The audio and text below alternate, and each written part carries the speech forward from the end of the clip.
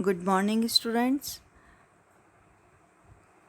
आज हम देखेंगे औद्योगिक विकास के सामाजिक सांस्कृतिक कारक। इससे पहले वाले वीडियो में हमने दो कारकों का उल्लेख किया था, लोकोकीकरण और नगरीय संस्कृति का उदय। आज उसी के क्रम में हम आगे चलते हुए देखते हैं नगरीकरण और सामाजिक गतिशीलता। औद्योगिकरण के साथ साथ नगरीकरण और सामाजिक गतिशीलता भी बढ़ी है। बड़ी संख्या में गांवों से नगरों की ओर जनसंख्या का प्रवास हुआ है।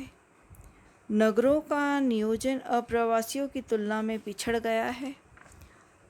नगरों में मकान, यातायात, संचार और शिक्षा की सुविधाएं जनसंख्या के अनुपात में नहीं हैं, क्योंकि जो पलायन है गाँव से नगरों की ओर वो बहुत अधिक बढ़ गया है।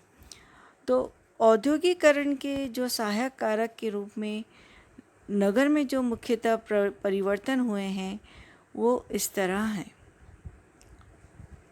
विभिन्न कार्यों और व्यवसायों में सभी जातियों के लोगों को अवसर अब मिलने लगा है। यद्यपि व्यवसाय के क्षेत्र अब सीमित हैं। नगरों के कारण राजनीतिक जागृति बढ़ी है। संस्कृतिकरण के अवसर नगरों में अधिक हैं। नगरों में अनेक जातियां जो परंपरा से व्यापारिक जातियां नहीं थी, लेकिन वे अब व्यापार करने लगी हैं। नगरों में जाति का प्रभाव व्यवसाय निवारण में कम हुआ है, परंतु आज भी गांवों में प्रदत्त परिस्थिति महत्वपूर्ण है। नगरों और गांवों में शिक्षा तथा परिवर्तन को सामाजिक स्तर ऊंचा करने का आधार माना जाने लगा है। नगरों में सभी जातीय समूहों में स्वच्छता, वस्त्रों और शिक्षा के प्रति रुचि और बढ़ गई है। आर्थिक आधार पर वर्ग व्यवस्था को महत्व दिया जाने लगा है। नगरीकरण ने परिवार व्यवस्था को प्रभावित किया है। गांव में आने वाले परिवार की दूसरी पीढ़ी नगरों में अधिक शिक्षित हो जाती है। शिक्षा के उच्च उद्देश्य और व्यावसायिक गतिशीलता और जीवन का उच्च स्तर, व्यक्तिवादी दृष्टिकोण नगरीय जीवन से प्रभावित होता है। नगरीय परिवारों में व्यवसाय तय करने से अनेक परिवर्तन हुए हैं। जाति और व्यवसाय का संबंध टूट गए हैं। शिक्षित महिला और पुरुष अपने हितों के प्रति जागृत हुए हैं। साथ ही उनमें नौकरी की ललक पैदा हुई है। माता पिता बच्चों के भविष्य के बारे में अधिक सोचते हैं तथा यह व्यवस्था करते हैं कि बच्चों की शिक्षा की स्थिति अच्छी हो।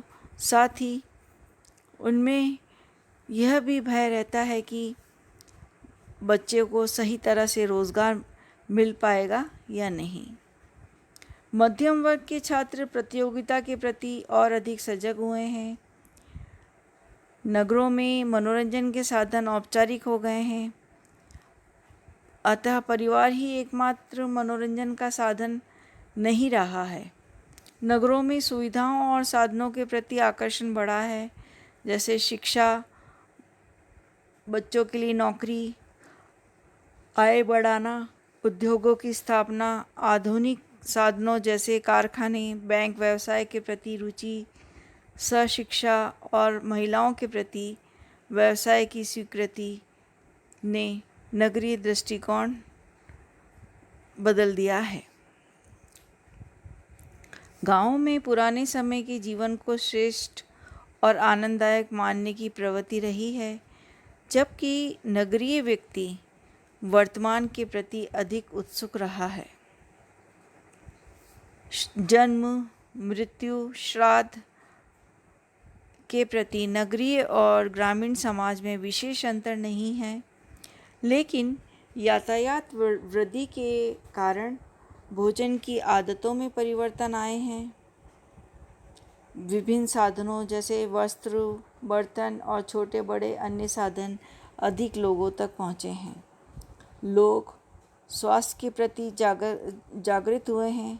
मकानों में खिड़कियों की वृद्धि हुई है। बिजली, फर्नीचर तथा चित्रों को मकानों में स्थान मिला है। साथ ही अस्पताल के प्रति लोगों की रुचि बढ़ी है। नगरीकरण में हम देखते हैं कि मुख्य रूप से अनेक परिवर्तन किए हैं। नेक्स्ट पॉइंट हम देखते हैं कानूनों और जनमत में के महत्व में वृद्धि। औद्योगिकरण की प्रक्रिया ने जो सामाजिक परिवर्तन की प्रक्रिया शुरू की है, उसमें कानूनों और जनमत का महत्व बढ़ा है। विश्व के विभिन्न समाजों में न केवल कानूनी क्रांति का आगाज़ हुआ, बल्कि व्यापारिक परिवर्तन भी हुए हैं। अतः संबंधों का आधार समझौता हो गया है। नेक्स्ट पॉइंट हम देखते हैं पारिवारिक, जातिगत और सामाजिक परिवर्तन। औद्योगिकरण के विकास और प्रसार के साथ साथ परिवार, जाति के क्षेत्र में अनेक परिवर्तन आए हैं। प्राथमिक समूहों का स्थान अब द्वैतिक समूहों ने ले लिया है। व्यक्तिवादी विचारधारा का प्रसार हुआ है। सामाजिक विघटन के आर्थिक कारण पनपे हैं। जाति के स्थान पर कर्म की प्रधानता अधिक महत्वपूर्ण हुई है। कारखाना संगठन के विकास के साथ साथ सामुदायिक एकता को भी बल मिला है तथा दबाव समूहों ने अपनी जड़ें जमाई हैं। औद्योगिकरण ने सामाजिक स्थितियों को एक नया रूप प्रदान किया है और सामाजिक स्तरीकरण एवं मूल्यांकन के नए आधार प्रस्तुत किए हैं।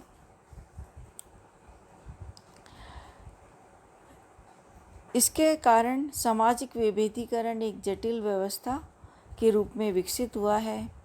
ट्यूमिन लिखते हैं कि औद्योगिकरण में स्तरीकरण की प्रतियोगी व्यवस्थाओं को विकसित किया है, क्योंकि इसके स्तरीकरण और मूल्यांकन के आधार पद, प्रभुत्व और प्रतिष्ठा प्रदान करने के परंपरागत तरीकों से बिल्कुल विपरीत हैं। औद्योगिकरण के साथ साथ सामाजिक नियंत्रण की व्यवस्था को अधिक बल मिला है। हित समूहों और जातियों को प्रोत्साहन मिला है। नेक्स्ट पॉइंट हम देखते हैं संचार का प्रसार। औद्योगिकरण से संचार का प्रसार एवं महत्व बढ़ा है। जनसमूहों में संचार की व्यवस्था, साथ ही आधुनिक औद्योगिक संबंधों में एक अविभाज्य व्यवस्था बन गई है। यातायात और संचार साधनों के बढ़ने के साथ साथ आधुनिक शिक्षा के प्रसार के कारण संप्रेषण की व्यवस्थाएं न केवल महत्वपूर्ण हुई हैं, बल्कि विभिन्न परिवर्तनों का यह कारण भी बन गई हैं। राष्ट्र का विकास और परिवर्तन विचारों के परिवर्तन पर निर्भर करता है। साथ ही इस जानकारी पर भी निर्भर करता है कि लोग क्या कर सकते हैं। आज यह समझा जाने लगा है कि ज्ञान, बुद्धि, तकनीक और मनोभाव में परिवर्तन उत्पादन बढ़ाने में सहायक है। डैनियल लर्नर कहते हैं कि आधुनिकीकरण और औद्योगिक विकास के 3 स्तर हैं। पहला नगरीकरण, दूसरा शिक्षा का विकास और तीसरा पॉइंट उन्होंने बोला है जन समूह संचार व्यवस्था का विकास। ये तीनों व्यवस्थाएं एक दूसरे से जुड़ी हुई हैं। साथ ही हम एक और कारण देखेंगे कि औद्योगिकरण के कारण स्लम संस्कृति विकसित हुई है। विकासशील देशों में औद्योगिक नगरों में असंख्य गंदी बस्तियां पनपी है, जिनमें मनुष्यता का निर्दयता के साथ गला घोंटा जाता है। और नारीत्व का अपमान होता है और बालकत्व को प्रारंभ होने से पहले ही विषपान कराया जाता है।